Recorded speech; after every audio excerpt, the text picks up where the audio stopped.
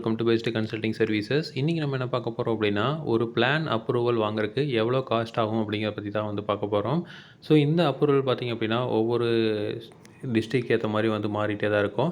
அதே மாதிரி எந்த பஞ்சாயத்தில் இருக்கீங்க, எந்த முனிசிபாலிட்டியில் இருக்கிறீங்க அப்படிங்கிறத பொறுத்து சேஞ்ச் ஆகும்.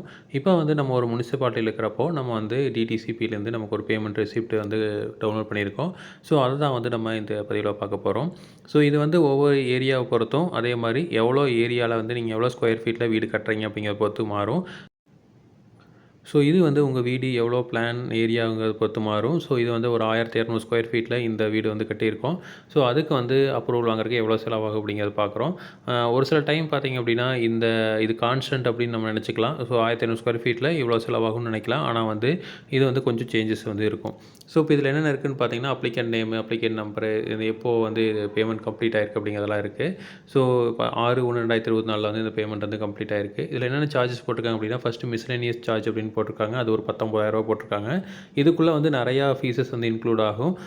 இது வந்து அவங்க போடுறது இந்த ஸ்பிட் அப்லாம் வந்து பெருசாக வந்து சொல்ல மாட்டாங்க. அப்படி சொன்னாலும் வந்து நம்மளுக்கு வந்து எந்த ஸ்பிட் அப்புக்கு எவ்வளோ கான்ஸ்டன்ட்டான அப்படிங்கிறதெல்லாம் தெரியாது.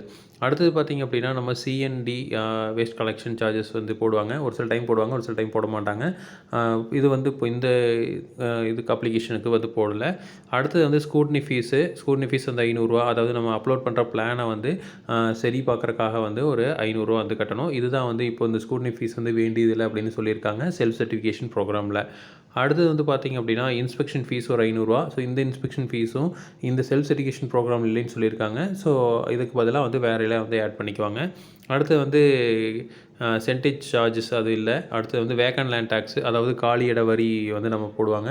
இதுக்கு முன்னாடி வந்து கட்டியிருந்தீங்க அப்படின்னா இந்த இட வரி வந்து கம்மியாக இருக்கும். இல்லை அப்படின்னா கடைசி வந்து 5 வருஷத்துக்கு இல்லை 10 வருஷத்துக்கு வந்து போட்டுருவாங்க. அது வந்து ஒரு 11,200 வந்து போட்டிருக்காங்க.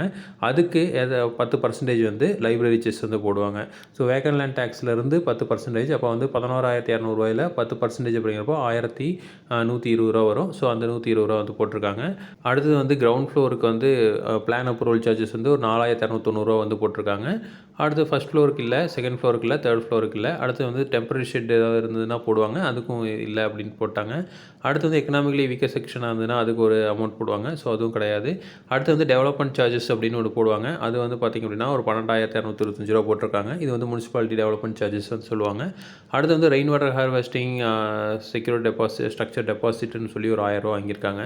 ஸோ இது எல்லாமே சேர்த்து பார்த்திங்க அப்படின்னா செக்யூரிட்டி டெபாசிட் எதுவும் இல்லை. பட் வந்து ரெயின் வாட்டர் ஹார்வெஸ்டிங் டெபாசிட்னு சொல்லி ஒரு 1,000 போட்டிருக்காங்க. ஸோ இப்போ இதில் வந்து டோட்டல் பார்த்திங்க அப்படின்னா 49,835 வந்து சார்ஜ் பண்ணியிருக்காங்க. ஸோ இப்போ 1,200 ஸ்கொயர் ஃபீட்டுக்கு கிட்டத்தட்ட 40,000 50,000 வரைக்கும் நமக்கு வரும்.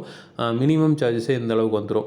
ஸோ ஒரு சில டைமில் பார்த்திங்கன்னா வேக்கண்ட் லேண்ட் டேக்ஸ் வந்து சுத்தமாக கட்டியிருக்க மாட்டாங்க. அப்போல்லாம் வந்து கொஞ்சம் அதிகமாகவே வந்து சார்ஜ் பண்ணுவாங்க. ஸோ இது வந்து இந்த எல்லாமே வந்து பார்த்திங்கன்னா அப்ரூவல் வாங்குறீங்க அப்படின்னா இந்த அளவுக்கு ஃபீஸ் வந்து கண்டிப்பாக வந்து வரதான் செய்யும். ஸோ இதே மாதிரி இன்ஃபர்மேஷன் உங்களுக்கு தொடர்ந்து வேணும் அப்படின்னு எங்கள் சேனல் சப்ஸ்கிரைப் பண்ணுங்கள். தேங்க்யூ.